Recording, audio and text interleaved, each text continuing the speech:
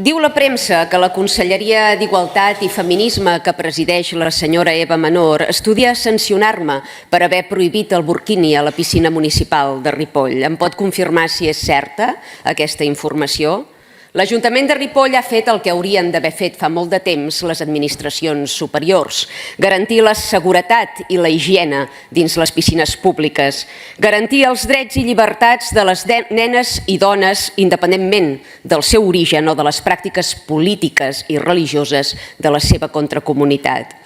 Ara alguns mitjans de comunicació afirmen que el seu govern em sancionarà. No seria pas el primer cop que rebo una carteta de la Generalitat. Ja em va sancionar el govern del senyor Illa.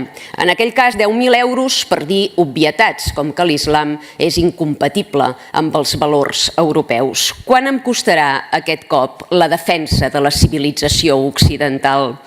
En comptes de valorar sancionar-me, en comptes d'erigir-se en inquisidors i defensors de la misogínia islàmica, farien bé d'imitar-me i de decretar la prohibició arreu del Principat de Catalunya per garantir que les platges i piscines públiques cobertes i descobertes no acabin esdevenint un espai de normalització d'aquesta indumentària que estigmatitza i assenyala greument la dona. Em jugo l'import de la sanció, que als hotels on vostès estiuegen no hi ha ni rastre d'aquest fenomen. M'equivoco? Mentre vostès s'enlluernen i embadaleixen amb la mitja lluna, Ripoll marca el camí. Per respondre té la paraula el president de la Generalitat. Vostè, defensora de les dones? Quina broma és aquesta? Vostè, defensora dels drets humans? Quina broma de mal gust és aquesta? Sé que és poc viatjada, vostè. Veu a televisió? Veu a televisió? Què sent quan veu les imatges de Gaza?